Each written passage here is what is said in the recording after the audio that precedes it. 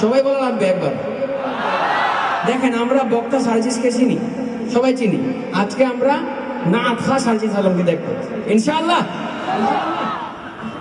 বাংলাদেশের 99% মানুষ যে একটা নাসিদ পারে, আমাদের জাতীয় কবি কাজী নজরুল ইসলামের লেখা ত্রিভুবনের প্রিয় মোহাম্মদ এলোরে দুনিয়ায়, এই নাসিদটা আমরা গাইব এখন ইনশাআল্লাহ, যতটুকু সম্ভব ততটুকু।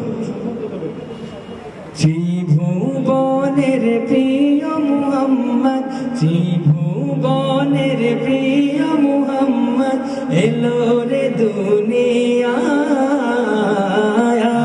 রে সাগর আকাশ বাতাস দেখবে যদি, আয় রে সাগর আকাশ বাতাস দেখবে যদি আয়।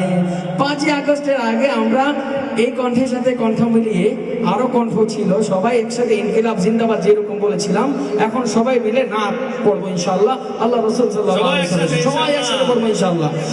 ত্রিভুবনের প্রিয় মুহাম্মদ, ত্রিভুবনের প্রিয় মুহাম্মদ এলো রে দুনিয়ায়,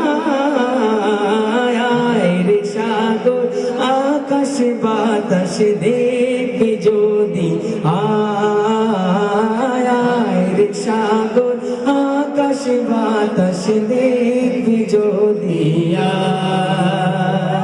জোরে মারহাবা হবে। আমি এটা নিয়ে একটা স্মৃতি বলতে চাই। আমি ভাইকে বললাম এটা গাওয়ার জন্য, কারণ ছোটবেলায় যখন ঘুম ভাঙতো সেটা হচ্ছে ফজরের আজানের সময়।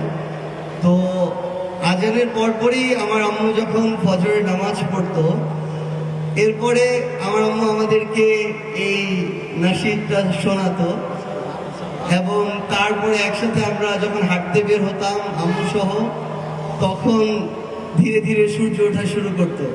তো এটা আমার ছোটবেলার জীবনের অনেক বড় একটা স্মৃতি। অনেক ধন্যবাদ।